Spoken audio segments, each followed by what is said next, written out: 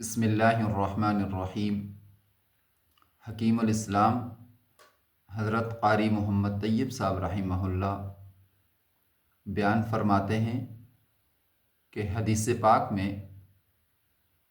ایک عابد اور زاہد کا واقعہ موجود ہے کہ جس حدیث کو علامہ جلال الدین سیوطی رحمہ اللہ نے نقل فرمایا ہے کہ بنی اسرائیل کے اندر ایک عابد اور زاہد تھا کہ دن اور رات کے تمام اوقات اس کے اللہ کی عبادت میں گزرتے، اور چونکہ صاحب عیال تھا تو تھوڑی بہت تجارت بھی تھی ایک چھوٹی سی دکان کی صورت میں، لیکن اس کی دلی چاہت یہ تھی کہ یہ سب کچھ بھی نہ ہو اور میرے سارے اوقات اللہ کی عبادت میں گزریں۔ ایک دن اس نے جوش میں آ کر اپنی وہ چھوٹی سی تجارت بھی اپنی بیوی اور بچوں کے حوالے کی اور خود کو بالکل فارغ کر لیا اللہ کی عبادت کے لیے، اور سب سے رخصت ہو کر وہ سمندر کے بیچوں بیچ ایک ٹیلے پر جا ٹھہرا۔ وہاں اس نے عارضی رہائش کا بندوبست کیا، جھونپڑی بنا لی اور اللہ کی عبادت میں مشغول ہو گیا۔ اللہ پاک نے یہ فضل فرمایا کہ وہاں اس کے کھانے کے لیے ایک انار کا درخت پیدا کر دیا۔ وہ عابد شخص 24 گھنٹوں میں ایک انار کا دانہ کھا لیتا اور ایک کٹورا پانی پی لیتا، اور اس کے گزر بسر اس طرح ہونے لگے،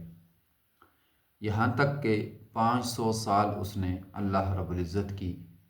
عبادت کی اور اپنے تمام اوقات کو اللہ کی عبادت میں لگایا کہ پھر اس کا آخری وقت آ پہنچا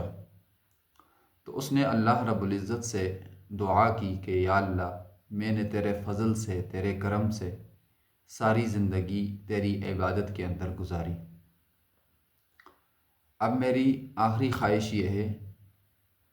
کہ مجھے عبادت کی ہی حالت میں موت آئے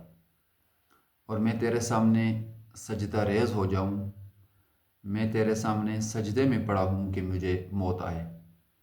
اور دوسری میری دعا یہ ہے کہ میں سجدے ہی کی حالت میں قیامت تک رہوں۔ تو اللہ پاک نے اس کی دونوں خواہشیں اور دونوں دعائیں قبول فرمائیں، اور عین سجدے کی حالت میں اسے موت آئی، اور پھر اس کے جسم کو سجدے ہی کی حالت میں آج تک بلکہ قیامت تک کے لیے رکھا گیا۔ حدیث پاک میں آتا ہے کہ اس کا جسم اسی طرح سجدے کی حالت میں موجود اور محفوظ ہے، اور وہاں پر اللہ پاک نے اتنے گھنے جنگل پیدا فرما دیے کہ اس طرف کوئی بھی نہیں جاتا اور نہ جائے گا،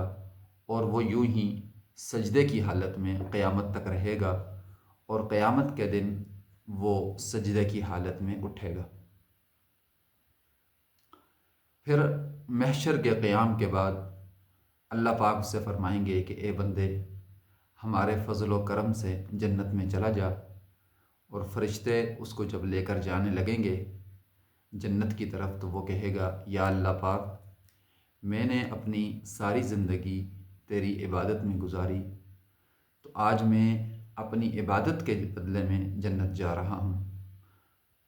اللہ فرمائیں گے کہ نہیں، ہمارے فضل سے جنت میں داخل ہو جا۔ وہ پھر کہے گا کہ اے اللہ پاک، میں نے ساری زندگی عبادت میں لگائی ہے، لہٰذا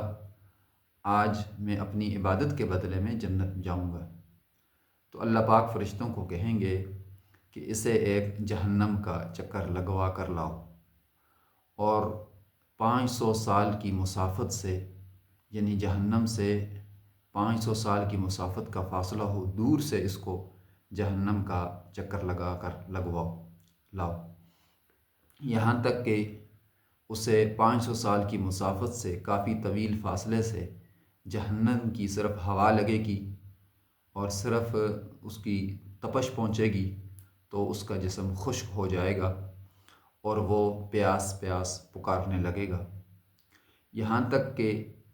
ایک غیبی ہاتھ نمودار ہوگا کہ جس کے اندر پانی ہوگا، اور وہ شخص، وہ عابد و زاہد شخص اس پانی والے سے پانی مانگے گا کہ مجھے پانی دیجیے، تو وہ کہے گا کہ پانی تو آپ کو مل جائے گا، لیکن آج مفت میں نہیں ملے گا بلکہ اس کی قیمت ہے۔ تو وہ پوچھے گا کہ کیا قیمت ہے؟ تو اس کو بتایا جائے گا کہ کسی کے پاس اگر 500 سال کی عبادت ہو تو اس کے بدلے میں اس کو پانی کا یہ گلاس مل سکتا ہے۔ تو وہ شخص اس کو وہ پانی دے وہ 500 سال کی اپنی عبادت دے کر اس سے وہ گلاس پانی کا لے کر پیے گا تو کچھ اس کی جان میں جان آئے گی۔ اس کے بعد جب اس کو اللہ کے دربار میں دوبارہ سے پیش کیا جائے گا تو اللہ فرمائیں گے کہ تیری 500 سال کی عبادت کے بدلے سے تو ہم فارغ ہو گئے کہ اپنی 500 سال کی عبادت کے بدلے میں تو نے ایک گلاس پانی پی لیا۔ اب بتا کہ تو نے جو ساری زندگی ہزاروں انار کھائے ہیں اور اس کے ساتھ ہزاروں گلاس پانی پیے ہیں، اب تو ان کا حساب دے۔ اور پھر اگر تو نے عبادت کی ہے تو اس عبادت کا تیرے اندر جو ارادہ پیدا ہوا وہ ارادہ کس نے پیدا کیا،